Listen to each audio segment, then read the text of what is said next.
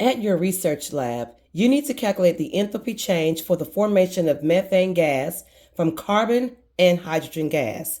This is the overall reaction. You have the following enthalpy changes for related reactions. Reaction 1, 2, and 3. Now, whenever you have reactions of this nature, you have to make sure that the three of these reflect what you see here. That means carbon is on the reactant side, so I'm going to keep this first reaction as is. This second reaction here, notice that hydrogen is on the left side as well, the reactant side. Same thing for this one. You're going to keep this reaction as is. This reaction here has methane on the reactant side, but in the original reaction or the overall reaction, it's on the product side. That means this reaction must be reversed. You're going to have to reverse this one and reverse the sign right here. Let me zoom in so you can see that. Okay, so that means these reactions will stay. This reaction will get reversed and you'll have to change the sign. So let me do that now.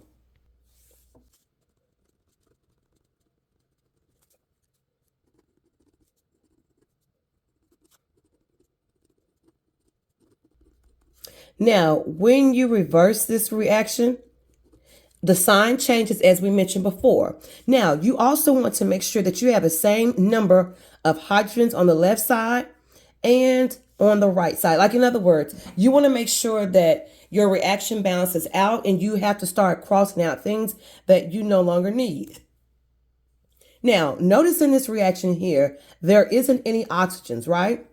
So that means you're going to have to multiply this entire chemical reaction right here by 2. And the reason is because when we multiply this by 2, we're going to end up with 2H2O on this right-hand side. But guess what? There are 2 H2Os on this left side. So those would cancel out. But you have to make sure that whatever you do to one, you have to do to the other. So I'm going to multiply this entire reaction by 2. And you're going to see what happens as a result. When I multiply this whole thing by 2, that's going to end up with having only one oxygen right here. And then you'll end up with 2 on this side. Just keep watching. You'll see. You'll see. Multiply the entire thing by 2. You're going to rewrite this first reaction here. C plus O2 produces CO2. And again, the delta H stays as is. And then you're going to end up with 2 hydrogens plus, remember, 2 times 1/2 is equal to just simply 1. But the 1 is understood, so we're just going to write oxygen. And then the 2 times H2O. And then your delta H is going to be 2 times negative 285.8 kilojoules. And again, we'll get that amount at the very end. We don't have to worry about what that's going to be equal to right now. Now we're going to go ahead and keep the CO2 as is. Okay. So that's CO2 plus 2H2O, CH4 plus 2O2, delta H equals to 890.3 kilojoules. Now, what you're going to end up doing is crossing out things that you no longer need. So this is where the balancing of a Hess law reaction comes into place. We noticed here that we have carbon dioxide on the right, carbon dioxide on the left. So guess what those are going to do? They're going to cancel each other out. So let's go ahead and do that right now. Let's cancel them out. Those 2 are canceled out. Now, we need to go ahead and also cancel out your H2Os. Oh, yeah. We're going to get rid of those right there. We need to look at our oxygens and see what can be canceled out there. You've got 1 plus 1 oxygen here. That gives you 2 oxygens on the left side and the 2 oxygens on the right side. So guess what that's going to do? Those are going to cancel out also.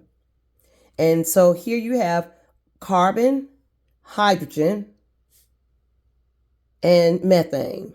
So now we're going to write everything and we're going to balance the delta H's so we can get the final result. So we've got carbon plus 2 hydrogens gives us methane, CH4. Now we need to take our delta H and go ahead and combine all of that. So that's negative 393.5 kilojoules plus And go ahead and multiply 2 times 285.8. Let's see what that's going to be equal to. 2 times negative 285.8. That's equal to 571.60 kilojoules. And then, oh, and that should be a negative sign right there. So that should be a minus sign. But I'll go back in and show you that part too. Okay.